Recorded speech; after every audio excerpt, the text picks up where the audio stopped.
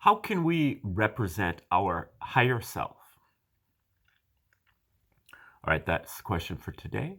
That is the question for number 130 on the list of the 144 fractal faculties of the Tree of Life. If you'd like to get a full listing of all 144 of those fractal faculties in abstract form, just put your name and email address in the comment section, and I'll send that out to you for free. Also, watch my video called Tree of Life, an Introduction over on YouTube. That video will get you up to speed to be able to follow along on all these videos. It's just 10 minutes.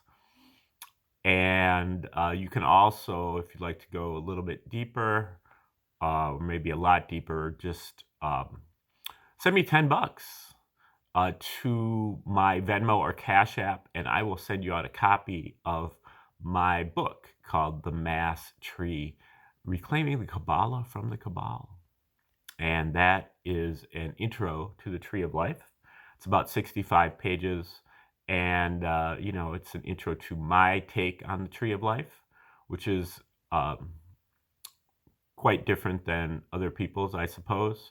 But I think it's more cogent and more updated for modern living. And all right, so let's get started here with number 130. When we look at the tree, we first recall the Tree of Life, for the purposes of this presentation, is a map of our consciousness. And each one of the circles or spheres on the tree is an aspect of our consciousness, or a faculty of our consciousness, an ability of our consciousness, a capability of our consciousness. And there are 12 of them. So we have 12 different major faculties of consciousness. Today, they're numbered 10 through 0, plus the abyss here, so for a total of 12. And today we're looking into number 1, the first sphere. That's where we're located for number 130. And so what is the aspect of consciousness coming from the first sphere? Well, we've talked about this, but the first sphere is one of our 3 divine faculties. Okay, so here at 3, we've got omnipotence, all powerful. 2 is omniscient, all knowing. And 1 is omnipresent, all present, all at once, eternally. You can think of it as also being an ether, or subsisting, or all pervasive. And you can also think of it as our indwelling intelligence, our higher self, our God particle. And these are just, things that kind of explain what's going on. This, our higher self, or our first sphere, is at our deepest center. This thing here at the first sphere is always there, but we are not receptive to it, because there are all kinds of other vibrations and other perturbations that are going on that gather our attention.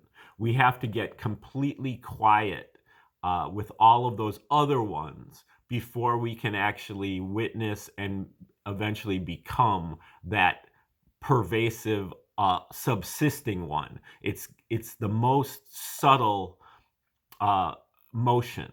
It's the most subtle, and so everything else has to be completely nullified before we can actually tune into this one at the bottom. Again, it's like the sea of consciousness, a body of water.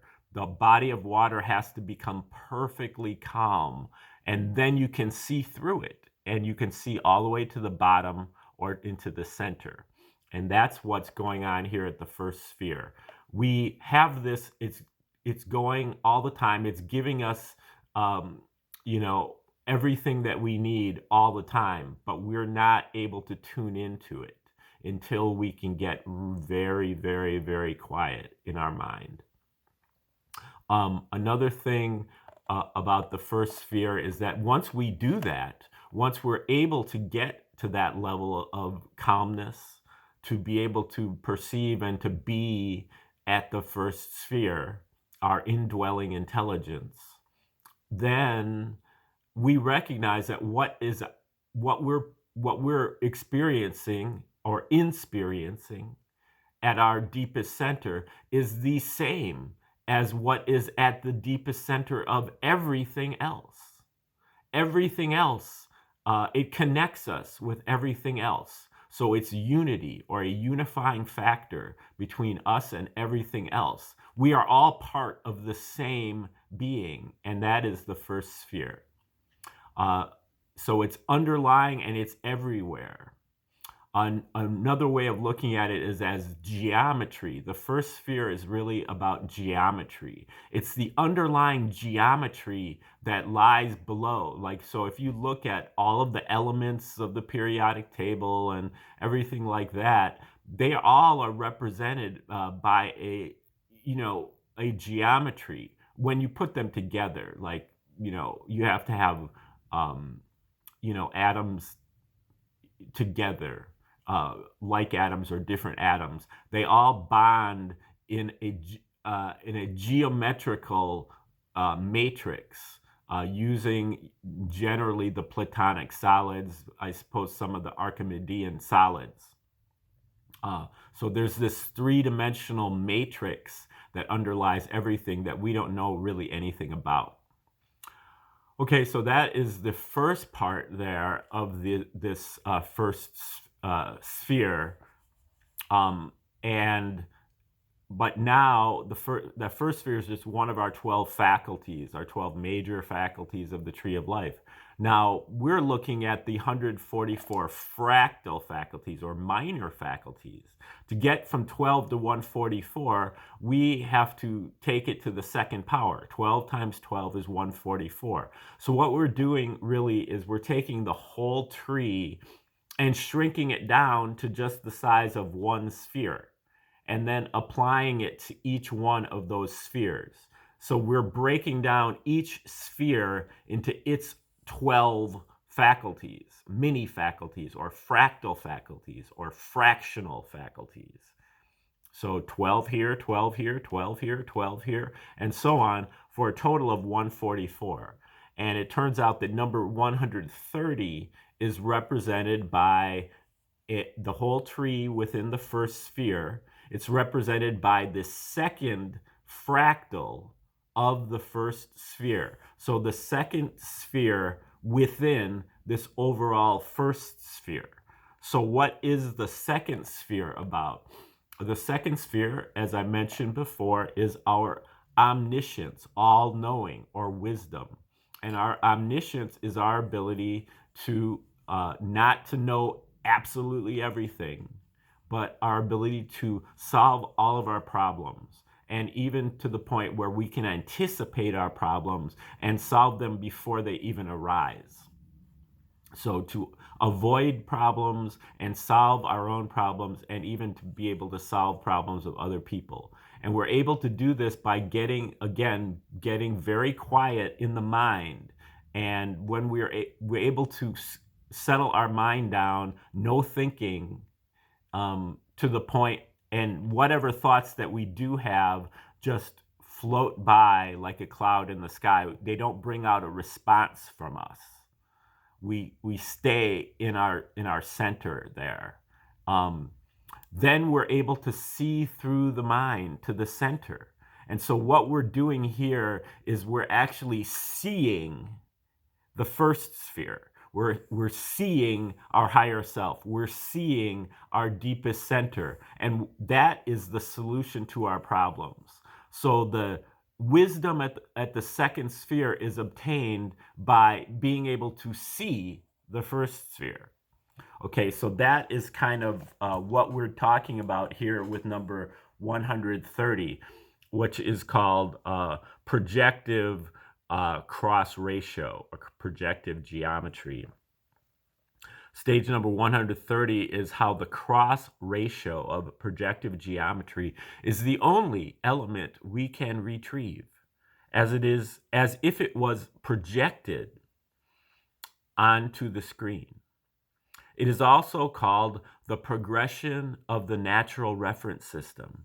We see only the shadow. The rest of projective geometry is not directly accessible.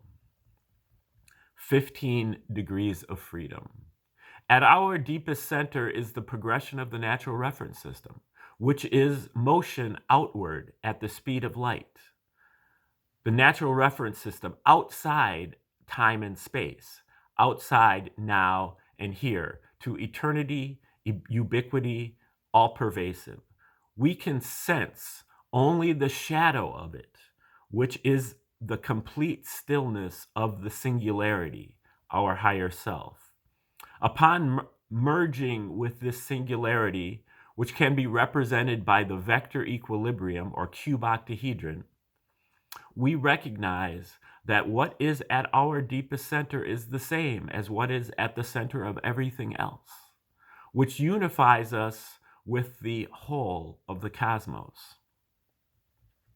The physical universe has just one component, motion, existing in 3 dimensions, in discrete units, and with 2 reciprocal aspects, space and time.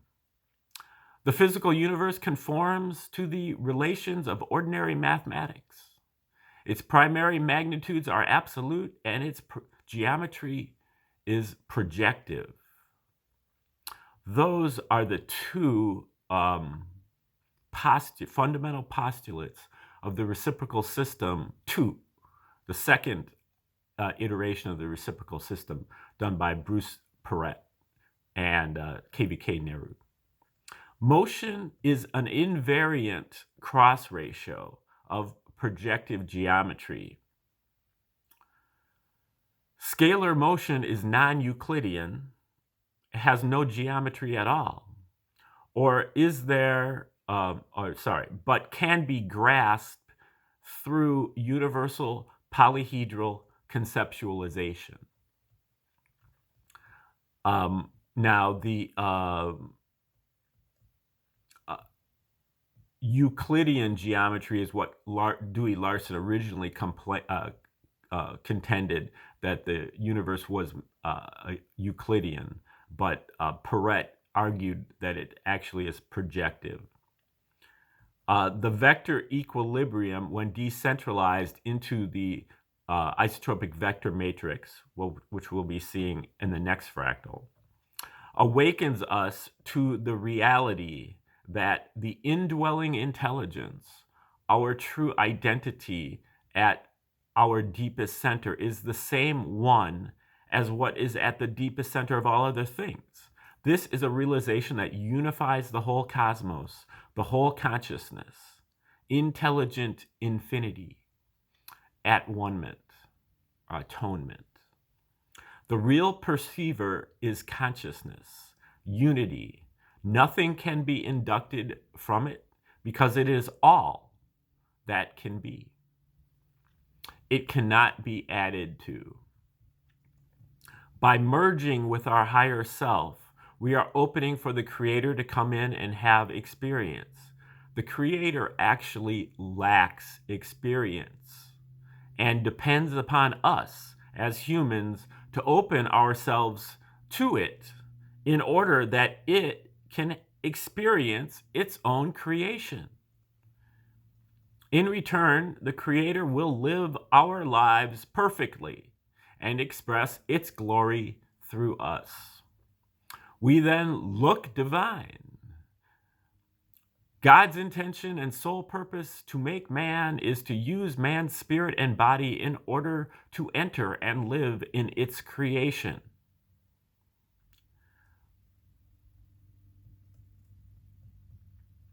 In this process, self, with a capital S, which is immortal, beholds itself. Consciousness grasps consciousness. The capability of being whatever it chooses to be the divine will at one-ment. The natural reference system is between universes. It refrains from taking sides between the material and the mental. The idealized nothingness of absolute middleness. We see the all as infinite, but it's really one. Natural constants are always there, infinite and omnipresent. They are just different ways to view the effects of the progression of the natural reference system, like shadows. So your E and your pi and your phi are like that.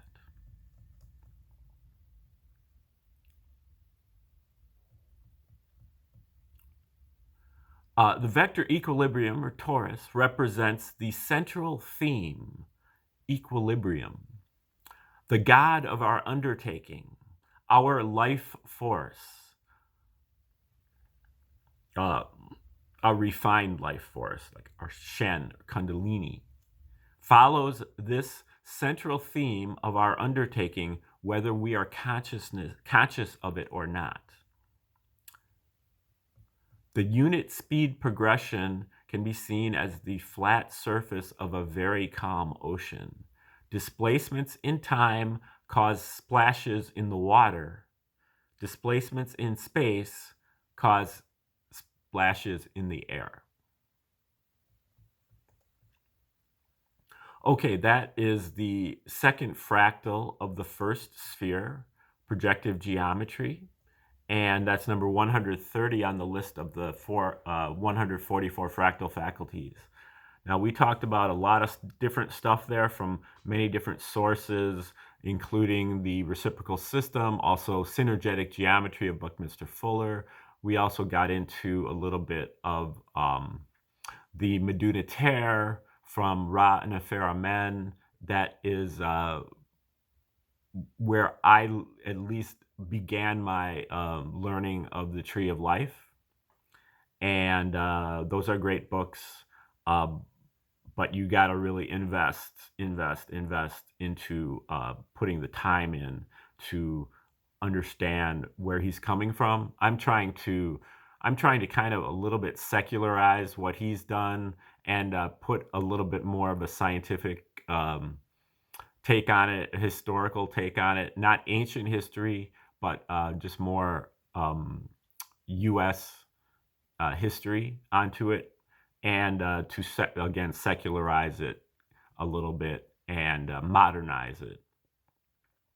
So all three of those subjects we will be getting into more deeply as we go along with this channel. All right, so thanks for tuning in. Again, you want that free guide to the 144 fractal faculties, just leave your name and address email address in the comment section. And you can get my book called Mass Tree, an intro to the Tree of Life, by sending $10 to me through Venmo or Cash App that's listed in the description. Number 131 on this list will be coming up tomorrow. And also, we will be doing other videos on other subjects starting here very soon. So stay tuned for all of that. And otherwise, have a great day. And we thank you for tuning in, and we hope to see you again soon.